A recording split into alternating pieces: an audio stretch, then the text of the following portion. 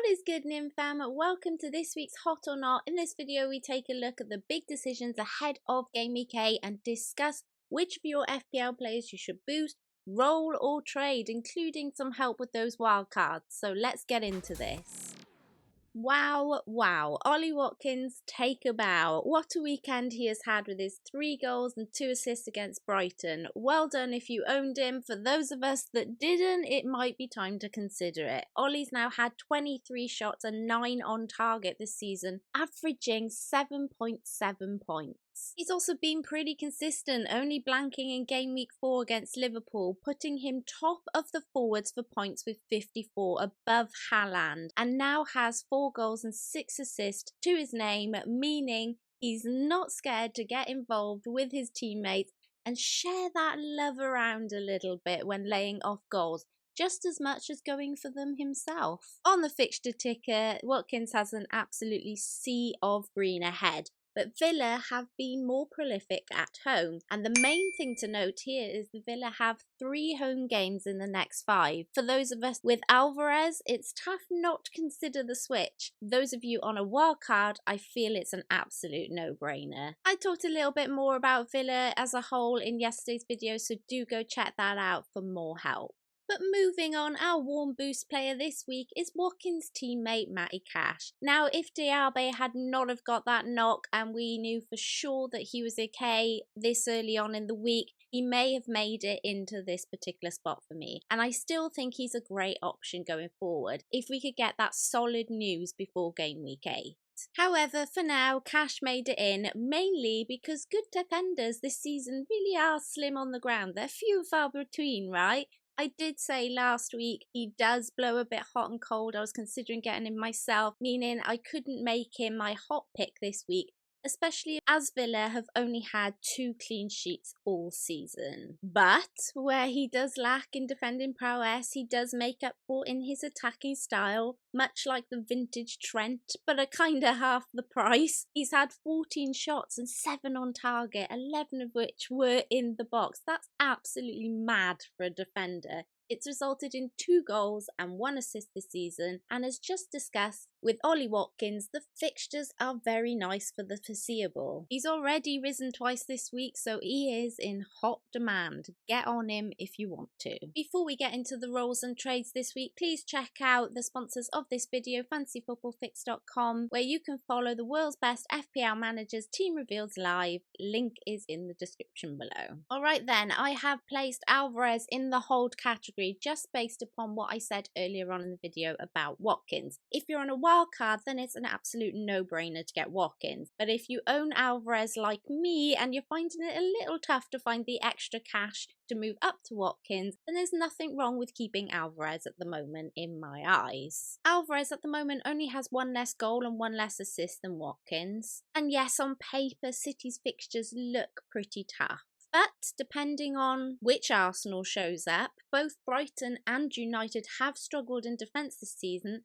Alvarez has had 22 shots and 10 on target this season. He's holding up City at the moment where Haaland is failing at times, which makes me think that Pep will make him a priority play for the time being. He averages 6.6 points per game, so he's doing okay. This one really just depends on your situation. I would only sell for Watkins personally, maybe the Newcastle forwards, but otherwise I would hold him.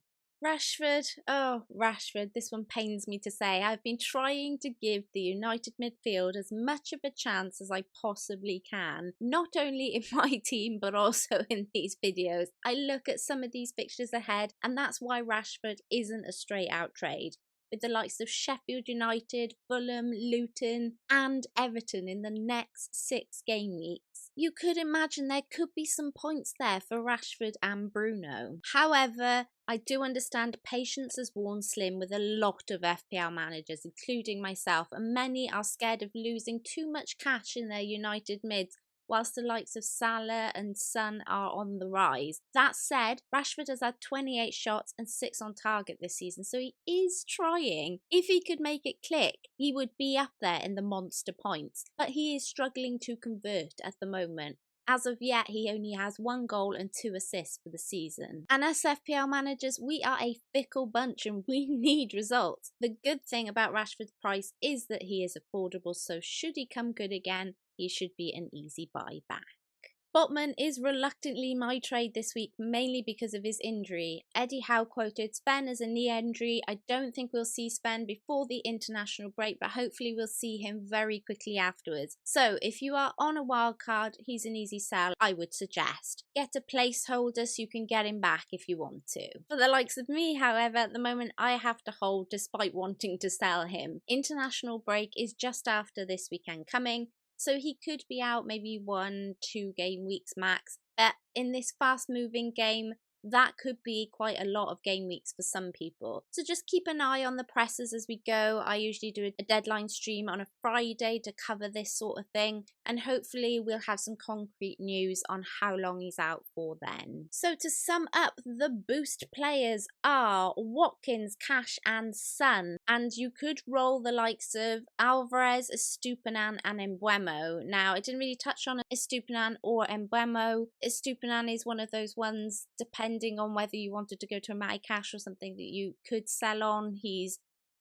seems to be mixing up his spot a lot with Lamptey and not doing very well, so he's one you could consider selling.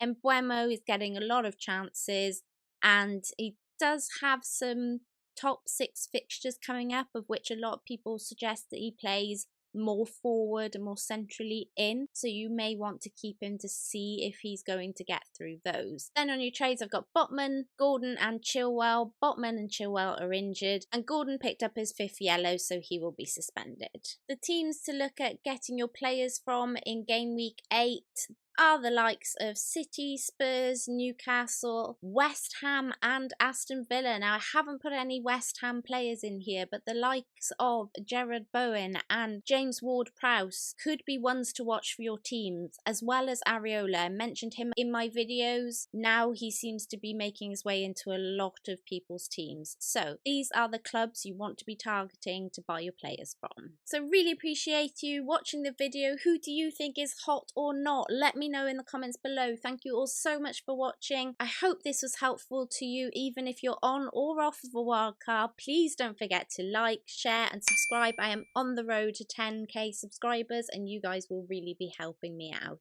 Until next time, Nymphria out.